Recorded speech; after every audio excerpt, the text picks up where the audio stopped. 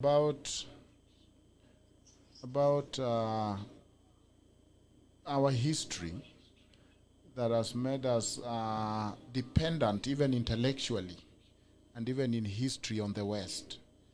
And I don't know whether you can expect somebody who have been, Malcolm X talk of the miseducation of Negroes.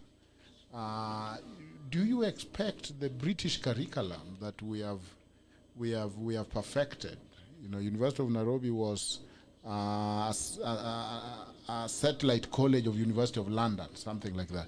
Do you expect that after we have gone through this education that has taught us self-hate, that has made us talk and love a language that it's not ours, and to hate what we are and the root of whom we are, do you expect there's anything redeemable within this education, especially for the elites and for people who are so-called modern, to stand up and see the evil in multinationals, see the evil in colonization, see the evil in Britain?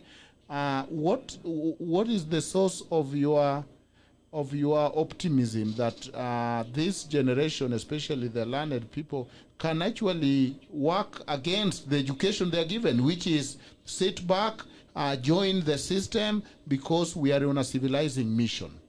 So picketing, and the second question, what is the source of your confidence that the education we have, the orientation we have, the media we have, we can actually break loose and get into what you call the good trouble? Thank you.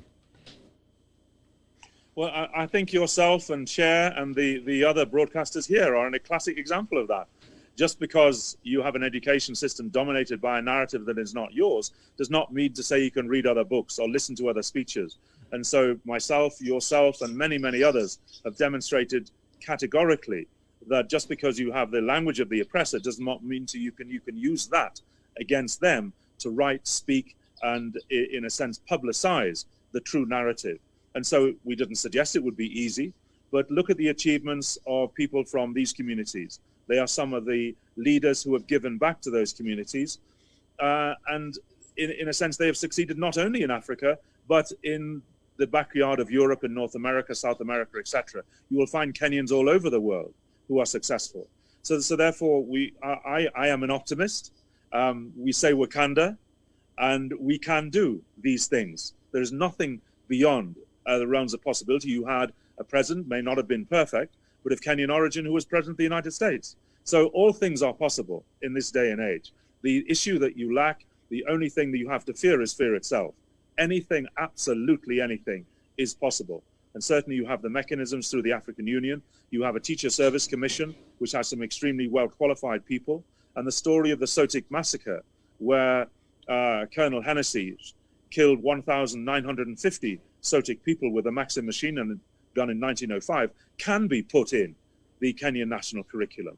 All of these stories, which are of the bravery of Kojalel Samoy and all the other liberationalists that preceded Mau Mau, these stories can and must be told. So it is, we know them. There are Kenyan historians that have written about them. And it is not, in a sense, beyond the realms of expectation that, in a sense, these are the stories that you will tell your children. I tell mine. And so as proud Pan-Africanists, the narrative is not one that, in a sense, the oppressors would have us learn in Oxford or Cambridge or anywhere else.